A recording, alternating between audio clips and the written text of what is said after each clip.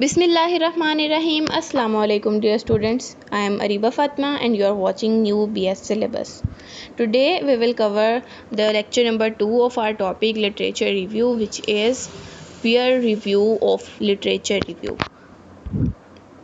अब इसमें हम लोग सबसे पहले देख लेते हैं कि बेसिकली पीयर रिव्यू क्या होता है। पीयर रिव्यू जो है वो किसी भी काम, किसी भी एक स्कॉलरली आर्टिकल, किसी रिसर्च पेपर, किसी पीस ऑफ वर्क की इवैल्यूएशन होती है, यानी उसकी हम असेसमेंट कर रहे होते हैं। और इसमें असेसमेंट कर कौन रहा है? कोई भी ऐसा इंसान जो कि रिसर्च करने वाले या आर्टिकल लिखने वाले के जो कॉम्पिटेंसीज़ हैं, उसकी जो एबिलिटीज़ हैं, जो उसकी फ़ील्ड है, जो उसकी डोमेन है, उसी का एक और इंसान हो जिसकी कॉम्पिटेंसीज़ तकरीबन लिखने वाले या रिसर्च करने वाले के बराबर हों। तो कोई भी ऐसा इंसान जो कि आपका पीयर है, वो जब आपके किसी भी पीस ऑफ वर्क को असेस करेगा, इवेलुएट करेगा, उसका लिटरेचर रिव्यू करेगा, तो उसे हम कहेंगे कि वो आपके लिटरेचर रिव्यू का पीयर रिव्यू कर रहा है, या फिर आपके पीस ऑफ रिसर्च का पीयर रिव्यू कर रहा है। पीयर हो सकते हैं आपके जैसे कि क्लासमेट्स हो सकते हैं, वो आपके पीयर्स हैं। अगर आप कहीं पे काम कर रहे हैं तो जो आपके साथ मज़ीद और काम करने वाले हैं आपकी फ़ील्ड में, वो भी आपके पीयर्स हैं। अगर एक ग्रुप ऑफ प्रोफेसर्स है तो उसमें तमाम प्रोफेसर्स जो हैं वो एक दूसरे के पीयर्स होंगे।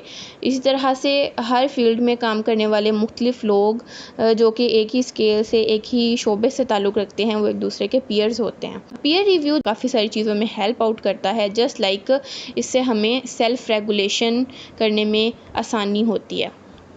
अब जो हमारा पीस ऑफ वर्क है, पीस ऑफ रिसर्च है, उसकी सेल्फ रेगुलेशन हो जाती है हमारी अपनी ही फील्ड ऑफ स्टडी के क्वालिफाइड मेंबर्स के ज़रिए, तो ये हमारे लिए बहुत हेल्पफुल हो जाता है। देन कम्स के इसमें क्वालिटी स्टैंडर्ड्स को मेंटेन करने के लिए भी हम लोग पीयर रिव्यू का इस्तेमाल करते हैं। इससे क्या होता है कि हमारी जो सोच है वो हमने अपनी रिसर्च में या अपने पीस ऑफ वर्क में बता दी। इसके साथ साथ हमारे किसी और पीयर की सोच या उसकी रिसर्च जो है वो हो सकता है हमारे जो पीस ऑफ वर्क है उसे मज़ीद इन्हेंस कर दे या उसे मज़ीद अच्छा कर दे। तो इससे क्या होता है कि क्वालिटी स्टैंडर्ड्स को मेंटेन करने में प्लस उन्हें इन्हेंस करने में भी मदद मिलती है। प्लस फिर हमें हमारी जो परफॉर्मेंस होती है during our research, during the writing process of our work और रिसर्च, तो उसे भी हम लोग इम्प्रूव कर सकते हैं। हमारे जो पीयर्स होते हैं वो उनकी जब पीयर रिव्यू करेंगे तो वो हमें बताएंगे कि आपने इनका जो रिसर्च का डिज़ाइन है, मेथडोलॉजी है, मेथड्स हैं, इंट्रोडक्शन है, लिटरेचर रिव्यू है, जिस भी टॉपिक का आप पीयर रिव्यू करवा रहे हैं, तो वो उसमें आपकी परफॉर्मेंस को, आपके स्टाइल को, आपके स्टैंडर्ड्स को, हर चीज़ को जो है वो असेस करेंगे और उनको इम्प्रूव करने के लिए, उनको इन्हांस करने के लिए आपके लिए वो हेल्पफुल साबित होंगे। नंबर 4 पे क्या है जी, कि जब आपके पीस ऑफ रिसर्च या पीस ऑफ वर्क को किसी और ने भी असेस किया होगा, उसका पीयर रिव्यू किया होगा या किसी भी किस्म का जब उसका रिव्यू किया गया होगा, तो ये आपके रीडर्स के लिए आपके पीस ऑफ वर्क की क्रेडिबिलिटी को और उसकी रिलायबिलिटी को हमेशा बढ़ा देता है। फिर इसके बाद हम लोग देख लेते हैं कि एक लिटरेचर रिव्यू का पीयर रिव्यू किस तरह से किया जाता है। तो इसमें 7 स्टेप्स हैं जिनको आपको देखना पड़ेगा। 3 स्टेप्स जो हैं इनका देख लेते हैं कि लिटरेचर रिव्यू में हमने चेक क्या क्या करना है और कितने सेक्शंस बना के हम उसका लिटरेचर रिव्यू का पीयर रिव्यू करेंगे।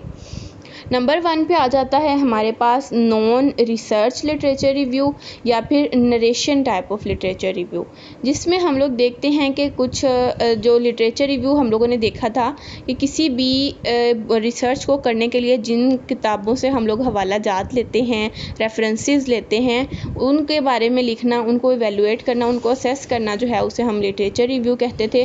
तो अगर वो नरेशन टाइप या non research based literature review है तो उसका मतलब है कि वहाँ पे रिसर्च नहीं की गई, बल्कि जस्ट जो किसी की कहानी टाइप या उसमें किस्से आ जाते हैं या वैसे ही किसी का पर्सनल पॉइंट ऑफ व्यू जो है वो उसमें लिखा गया है उस बुक में। तो अगर इस टाइप का आपको मिलता है वहाँ पे लिटरेचर, तो उस लिटरेचर के रिव्यू को आप लोग अलहदा कर देंगे। इसमें हम लोग देखते हैं कि जितनी भी किस्म की कॉन्टेक्चुअल इन्फॉर्मेशन है, यानी जिसे हम पस मंज़र कहते हैं, तो उसकी इन्फॉर्मेशन को हम लोग इसमें चेक करते हैं। फिर दूसरी कैटेगरी जो हम बनाते हैं लिटरेचर रिव्यू के पीयर रिव्यू के लिए, उसमें हम लोग इसका पीयर रिव्यू करेंगे ऑन द बेस ऑफ जो कि लिटरेचर रिव्यू हो थ्योरेटिकल पर्सपेक्टिव्स पे। थ्योरेटिकल पर्सपेक्टिव्स में हम लोग थ्योरी को देखते हैं।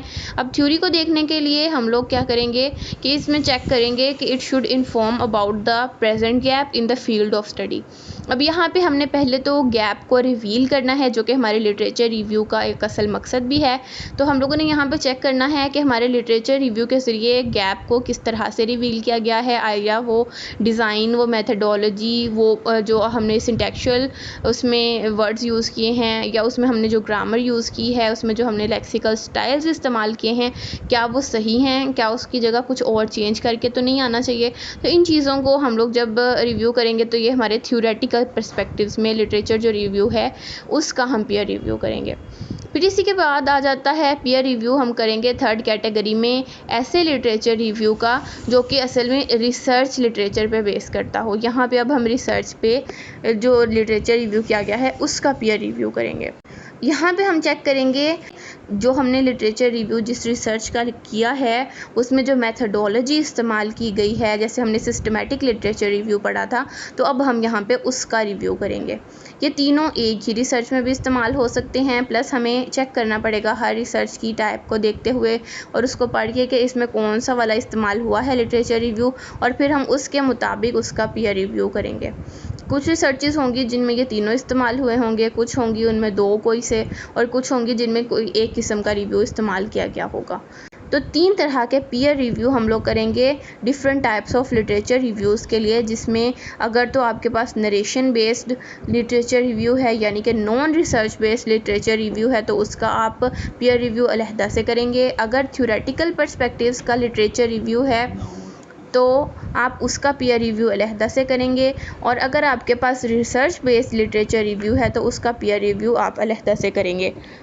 इन तीनों स्टेप्स को इवेलुएट करने के बाद हम लोग लिखेंगे एक क्रिटिक क्या होता है कि हम एक डिटेल्ड एनालिसिस या एक कोई भी असेसमेंट देते हैं डिटेल में, ऊपर के तीनों पॉइंट्स को जब हम लोग देख लेंगे उनके मुताबिक हम लिटरेचर रिव्यू का पीयर रिव्यू कर लेंगे, तो हम लोग उसकी वीकनेसेस, उसकी स्ट्रेंथ्स, उसमें जो पिटफॉल्स हैं, उन तमाम चीज़ों को लिखेंगे एक क्रिटिक की सूरत में। फिर इसके बाद हम लोग शॉर्ट कमिंग्स बताएंगे लिटरेचर रिव्यू की जिसका हमने पीयर रिव्यू किया है।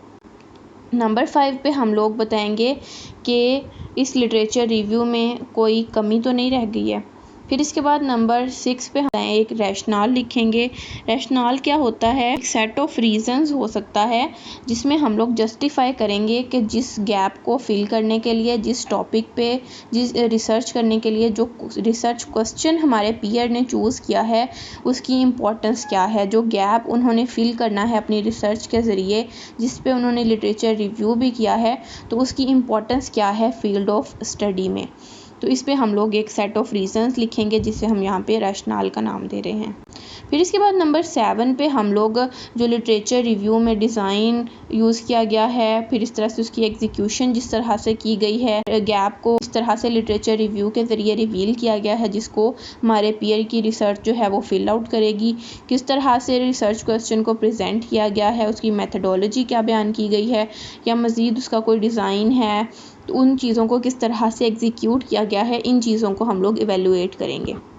तो पॉइंट नंबर 7 में हम लोग तमाम किस्म के लिटरेचर रिव्यूज़ का पीयर रिव्यू कर रहे होते हैं, हर किस्म की एस्पेक्ट को सामने रखते हुए। जस्ट लाइक कि हम वहाँ पे लिटरेचर रिव्यू जो कि आर्गुमेंटेटिव टाइप का हो सकता है, इंटीग्रेटिव टाइप का हो सकता है, सिस्टमैटिक टाइप का हो सकता है, इवन दैट वो थ्योरेटिकल टाइप का हो सकता है। इन तमाम किस्म के रिव्यूज़ जो हमने पिछले लेक्चर में डिस्कस किए थे लिटरेचर रिव्यूज़, यहाँ पे हम उनका पीयर रिव्यू करेंगे और उनकी क्रेडिबिलिटी, उनकी रिलायबिलिटी, उनकी एग्जीक्यूशन, उनका डिज़ाइन और उनके पिटफॉल्स, उनके गैप्स और उनमें मौजूद शॉर्ट कमिंग्स और इवन दैट उनमें मौजूद जो स्ट्रेंथ्स हैं, जो उनकी अच्छाइयाँ हैं, हर चीज़ को हम लोग यहाँ पे डिस्कस करेंगे और उनके बारे में रीजनिंग भी देंगे।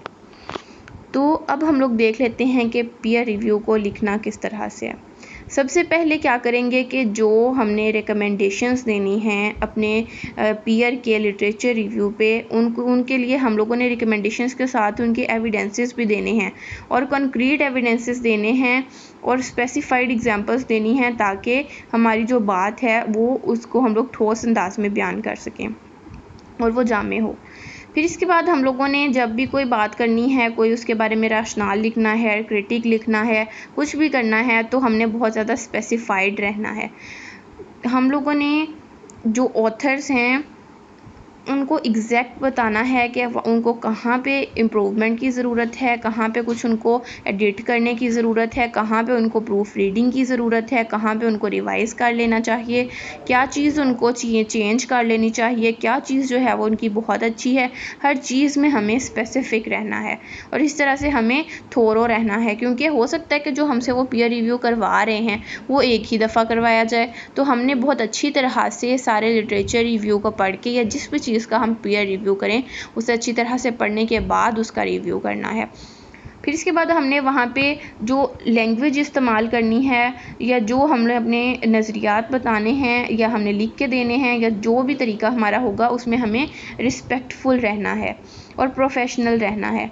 वहाँ पे कोई पर्सनल रिव्यूज़ जो हैं वो हमें अपने ऐड नहीं करने हैं, अपने पर्सनल व्यूज़ ऐड नहीं करने हैं, बल्कि बिल्कुल एक प्रोफेशनल और प्रैक्टिकल रहते हुए हमें पीयर रिव्यू करना है। और ये बात भी ज़रूरी है कि आप जिस चीज़ का पीयर रिव्यू कर रहे हैं तो उसके बारे में जो चीज़ आपको अच्छी लगी है उसको भी लाजमी मेंशन करें। तो आई होप आप लोगों को लेक्चर की समझ आ गई होगी। अगर आप लोगों को कोई कन्फ्यूजन है तो आप लोग कमेंट बॉक्स में पूछ सकते हैं। ये सेकंड लेक्चर था लिटरेचर रिव्यू पे, जिसमें हमने पीयर रिव्यू का तरीका और उसके बेनिफिट्स सारा कुछ जो है वो हमने डिस्कस कर लिया, उसके स्टेप्स वगैरह हमने देखे। आई होप आप लोगों को लेक्चर की समझ आ गई होगी। अगर लेक्चर अच्छा लगे तो इसे लाइक कीजिएगा, फ्रेंड्स के साथ शेयर कीजिएगा और चैनल को सब्सक्राइब कर दीजिएगा। टिल द नेक्स्ट वीडियो, अल्लाह हाफिज़।